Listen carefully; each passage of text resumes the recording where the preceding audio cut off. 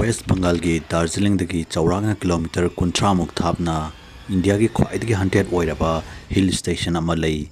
Hill station adugi maming di Dow Hill. Hill station asi ayuk nungthil gi mangalda adugi matik fazabagum ahingi amambada amukka hena sathibagi masak oirai.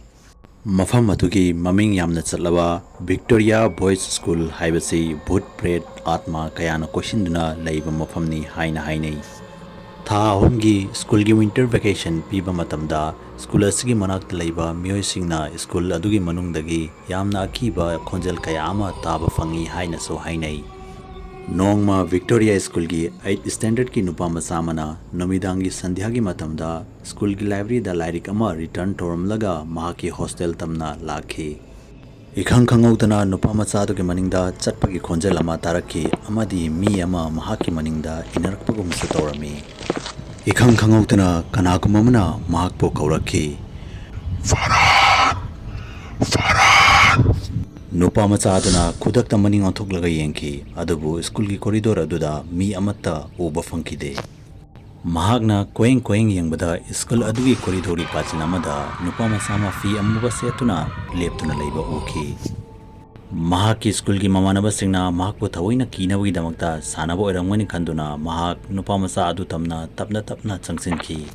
Mahakna fi amuba setuna leiramba nupa masa adu gi manak yoge tawbaga nupa masa adu school aduga thangnana leiriba chingnung aduda chenchinki.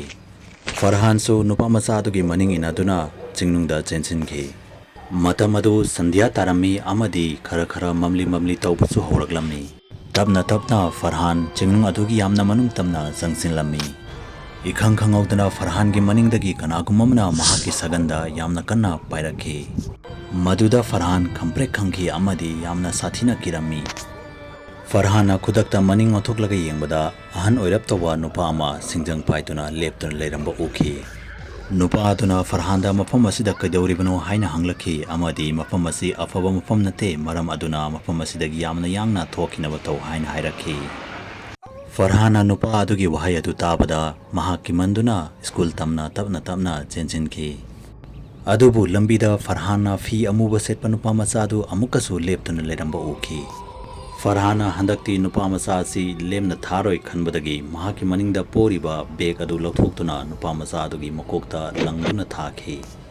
Adubu nupa macha adu masadu da karimata anaba faudabagum sab leptuna leirami amadi yamna sauna Farhan tamna kanna chensilakhi. Madobada Farhan humang anapi kakhi maramdi nupa macha adugi makok yauramde. Madobada Farhan school tamna yamna kanna chelakhi adubu makok yaudaba nupa macha adu Farhan bu yamna kanna tanarakhi. Farhan yamna kikhirami amadi uchina chelaktuna school gi mamangda sormapi honduna leptuna leikhi. Adubu amakasu maninglomdagi Farhan haina mahaki maming kaurakhi. Numit adugi ahing aduda school adugi security guard na Farhan bu school gi corridor da wanthaduna taduna leiramba fangakhi. Farhan agyan taraklaba matungda security guard aduda mangunda thokiba thodok adu mayek sengna loinamak tamki. Farhan di ochina mathwa hingduna lakre adubu ngasi phabo Dow Hill haiba hill station aduda makok yaudaba nupa macha adu koicha chatuna lei haina so hainai. Nupa macha adu phangnaruba chingnung aduda thabak chuba mioi kayama ngasi phabo wakhal soinaiduna lei haina so hainai.